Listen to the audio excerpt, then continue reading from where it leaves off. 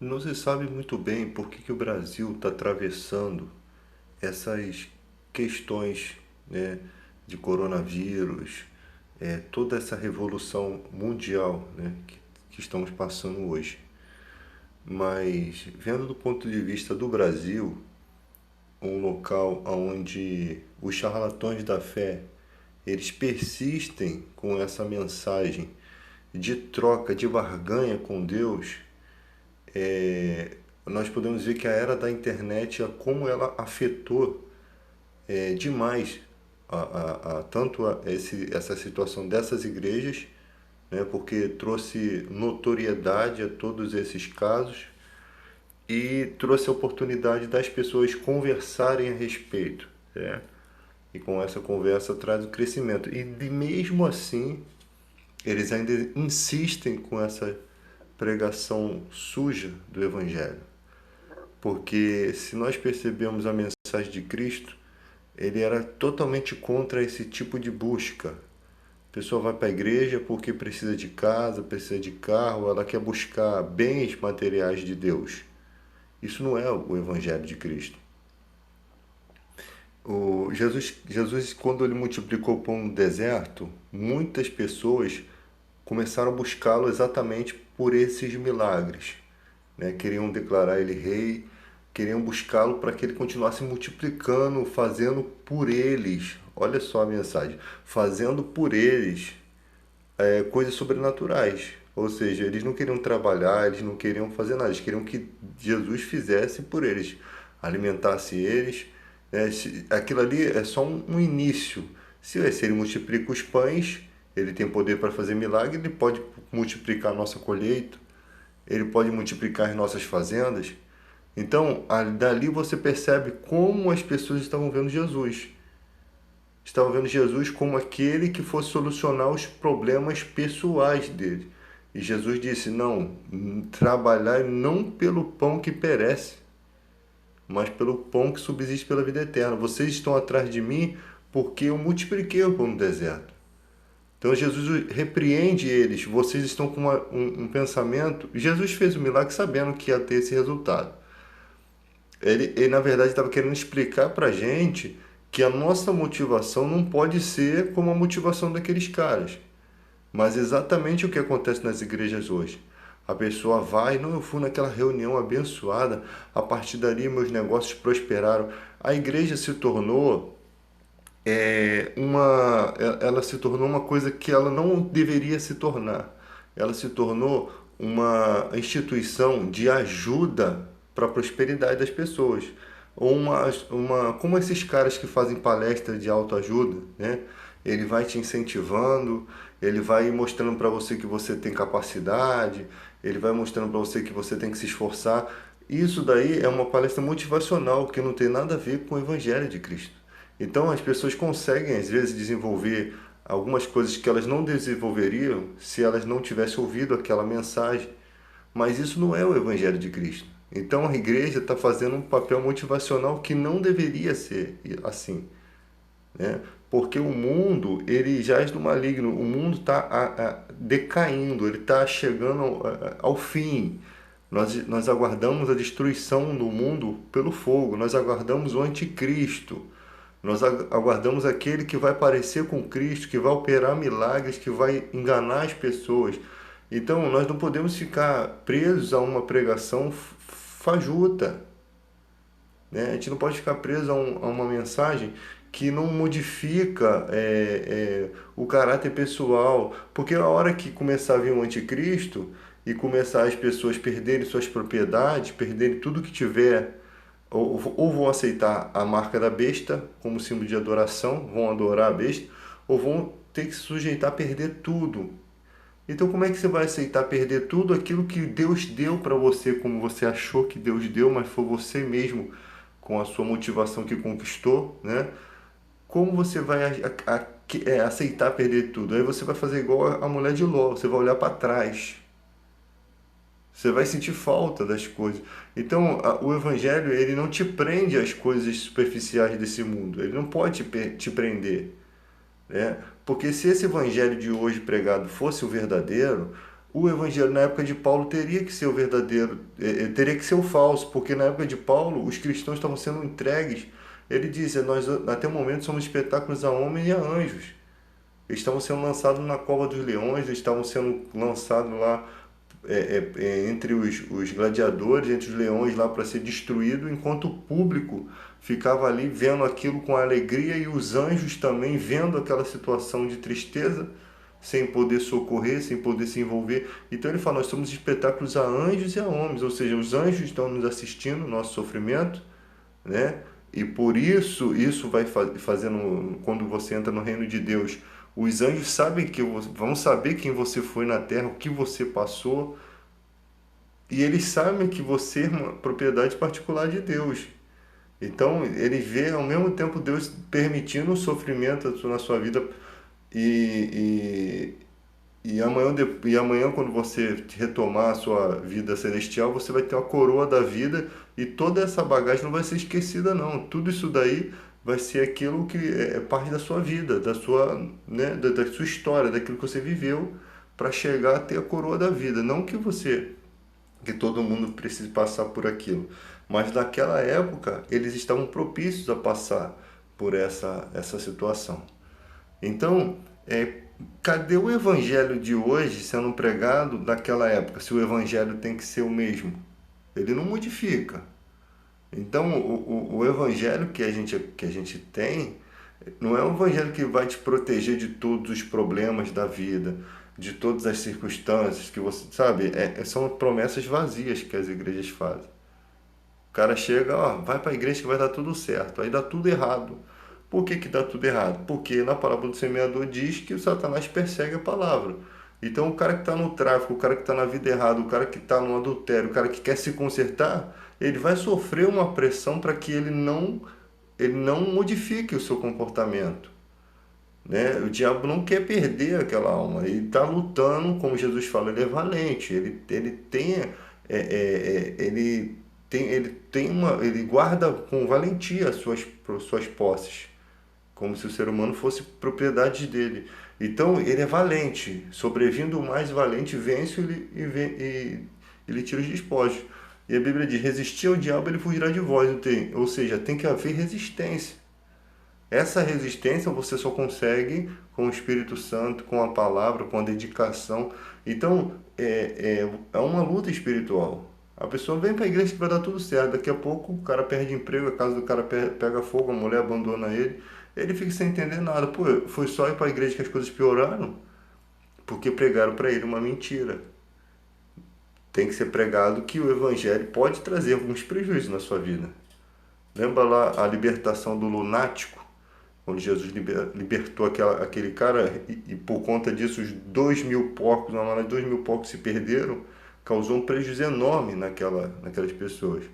Lembra os feiticeiros, né, que tinham livros de magia negra lá, que eles queimaram os livros, mais de 500 milhões de reais, se eu fosse colocar hoje, eu acho que davam 500, eram os livros muito caros, né, os livros secretos.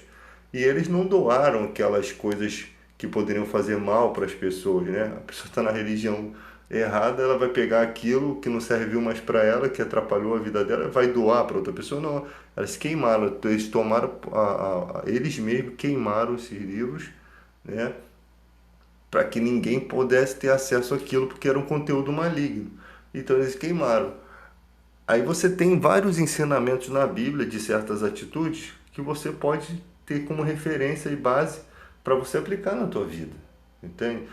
Então eles particularmente tomaram isso para eles. Vamos fazer isso, não vamos dar isso aqui para ninguém. E atearam o fogo, talvez parece que foi publicamente, e que até o valor é citado daqueles livros, né? Sabiam que eram livros caros e secretos. Então você tem ali um evangelho que te explica certas coisas, certas atitudes. Hoje em dia as pessoas só vão para a igreja, vamos fazer um propósito com Deus. Porque entenda uma coisa, gente, sempre vai existir pessoas que não conhecem a Bíblia. Então, sempre vai existir pessoas que dão dinheiro para a igreja e sustentam isso. Tem gente que está anos e anos na igreja. Você conversa com a pessoa, eu tenho Eu tenho eu tenho isso em particular porque eu conheço pessoas que você conversa, tem anos de igreja, e as pessoas não sabem aconselhar biblicamente, elas não têm unção para aconselhar, elas não entendem a Bíblia. Por que não entendem? Porque os ensinadores delas também não entendem. Se entendem, distorcem, né? Porque elas passam a vida toda na igreja fazendo propósito, voto, achando que Deus se compra dessa forma, ou se negocia, se barganha com Deus dessa maneira. E passam a vida toda alimentando o ministério da pregação falsa. Sabe? Você, na verdade, você está colaborando com a obra do diabo. E para disfarçar, se fazem caridades, né? Muitas religiões falsas fazem caridade. Se você for, mas a igreja faz muita coisa boa. Mas o evangelho é a melhor coisa que uma pessoa pode ter. Não, não existe caridade maior que o evangelho, né? O evangelho te torna uma pessoa de amor ao próximo, uma pessoa que vai fazer o bem ao próximo, de qualquer forma, né? Às vezes você não dá um alimento, mas você auxilia em alguma coisa, você está sempre alerta para ajudar as pessoas. Então o evangelho, ele te melhora em todos os aspectos, né? E a comida simplesmente só vai saciar a fome. Não que não se deva fazer, ajudar as pessoas, mas aquilo não vai mudar a realidade das pessoas. O que muda a realidade é o evangelho. O mendigo vai ficar a vida toda recebendo comida ali. Tem gente que é louca, já está perturbada a cabeça, mas tem gente que vive ali e nem sabe por que está ali. Até o dia que o evangelho surge, desperta no coração daquela pessoa, e aquela pessoa começa a ter consciência: o que eu estou fazendo aqui? Eu poderia estar fazendo isso, poderia estar fazendo aquilo. Ela começa a despertar para a realidade que o alimento físico não faria isso por ela, porque ela começa a ser liberta pelo Espírito Santo. Então essa libertação vai fazer com que ela tenha o quê? Uma nova vida.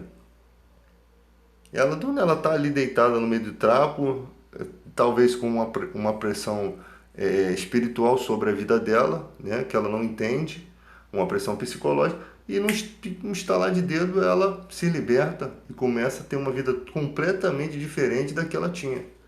Ela não sabia, mas ela tinha uns espíritos malignos sobre aquela vida, fazendo ela ficar daquela forma.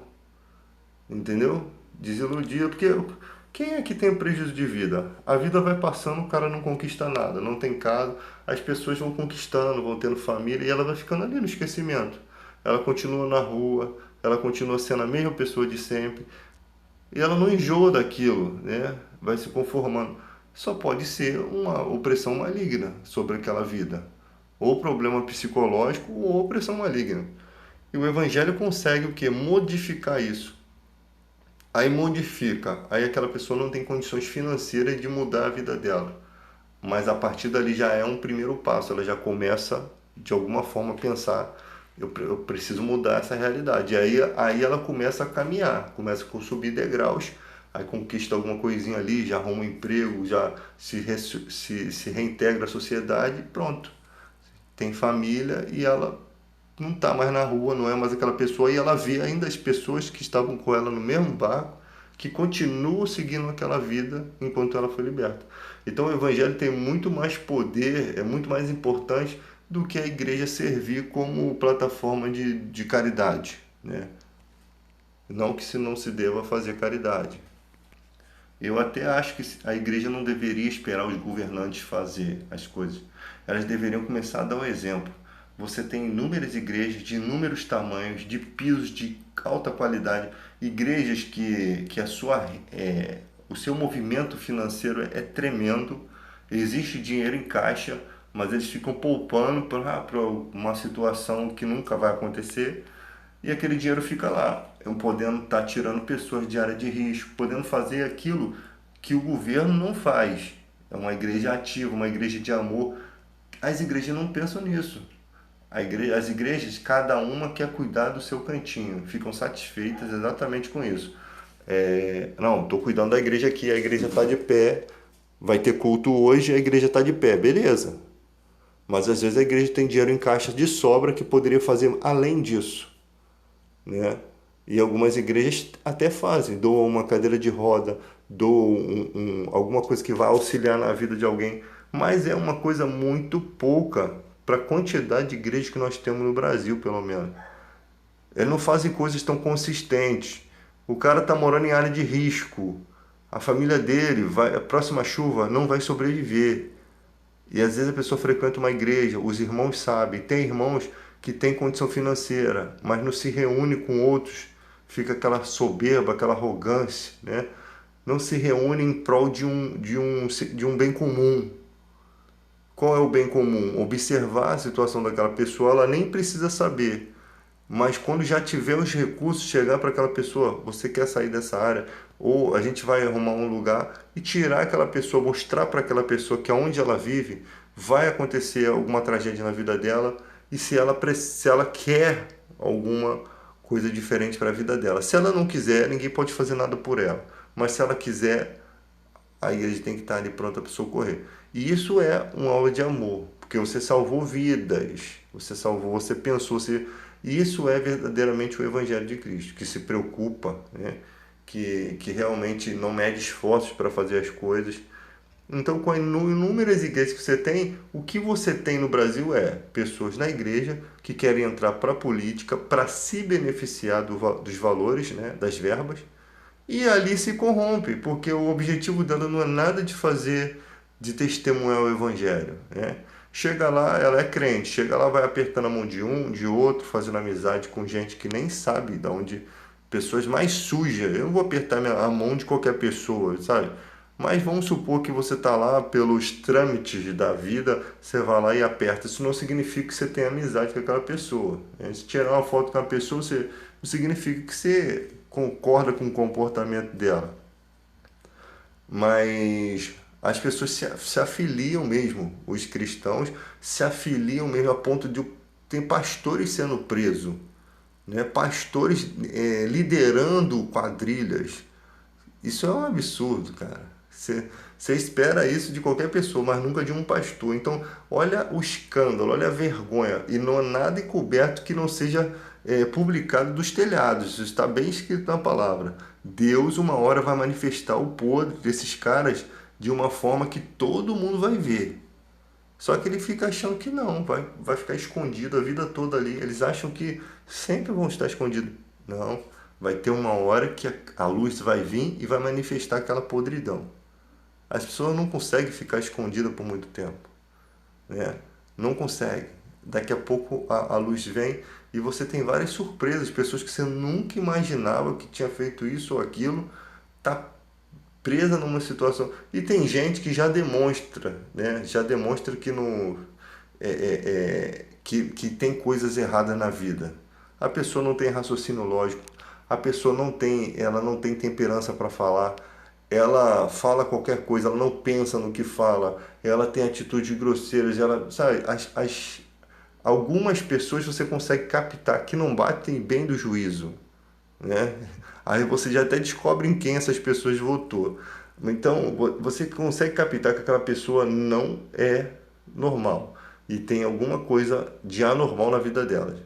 Porque elas são pessoas que têm uma vida comum, né? Não são totalmente perturbadas, mas que em alguns aspectos delas demonstram com clareza que tem coisas escondidas ali. E o tempo acaba revelando todas essas mazelas, o porquê que aquela pessoa é tão perturbada.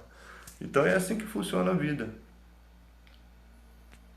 Então nós vemos também esse canalzinho aqui de profecias que já se acostumou, né, a falar de profecias, mas eu vejo uma forçação de barra, cara. A profecia, o presidente vai levar 5 tiros, até hoje não aconteceu, mas eles estão esperando. Talvez depois do apocalipse aconteça, né? Porque, querem, eu fico besta, como os cristãos são tão bobões, porque tudo eles dão amém. E sabe o que é dar amém? Tudo eles dão um aval.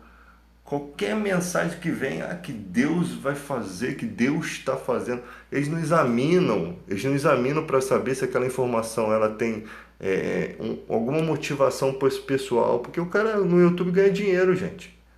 Então a motivação pessoal é uma coisa da natureza humana. Tem muita gente aí que mete as caras por um monte de coisa, não, mas esse cara é um abençoado, Deus o levantou. Não, ele está fazendo aquilo para benefício próprio. Ele tem uma intenção política, ele tem uma intenção. Se ele não tem uma intenção, ele tem um orgulho ali escondido para aquilo. Ele não faz aquilo de boa fé. Ele não faz aquilo com o objetivo certo. Então o cara vai ali, ele dedica tempo, esforço demasiado, abre mão de muitas coisas, porque ele está num objetivo. O objetivo dele não é levar a mensagem. Agora, quando você vê o cara com a vida estruturada, o cara que tem a sua profissão boa, ele não abre mão de sua profissão, e o cara fazendo uma coisa daquele tipo, uma coisa boa, como você tem aí pessoas que recolhem animais, né, na rua e tal. Aí você vê que realmente é uma obra verdadeira. Aí o tempo passa, o cara não quis saber de política, o cara sempre foi aquilo. O cara não, ele não pensou em si mesmo, né? Ele só pensou mesmo em fazer o bem. Mas a maioria você tem que entender que política é uma coisa que é complicado. O cara começa, ele vê uma oportunidade. O que é uma oportunidade? Algo que traz notoriedade. Por exemplo, instituições de animais. É uma coisa que mexe com o sentimento humano. Então o cara começa a fazer aquilo. Aí você arrecada um monte de gente que tem realmente o propósito de fazer o bem. Aí você começa a liderar aquilo. Só que o líder daquilo, ele tem viés político. Ele não está ali pelos animais. Ele está ali por quê? Pela notoriedade que ele pode alcançar um cargo político. Entendeu? Ele pode se aproveitar daquilo. E o povo vai aceitando isso, né? Aí pensa assim, não, que pelo menos ele está fazendo alguma coisa. Para tu ver a que ponto nós chegamos. Que pelo menos a gente não tem que ter pessoas mais sinceras, não. A gente tem que ter aquelas que se apresentam mesmo. Porque a necessidade é tão grande que o amargo se tornou doce pra gente, entendeu?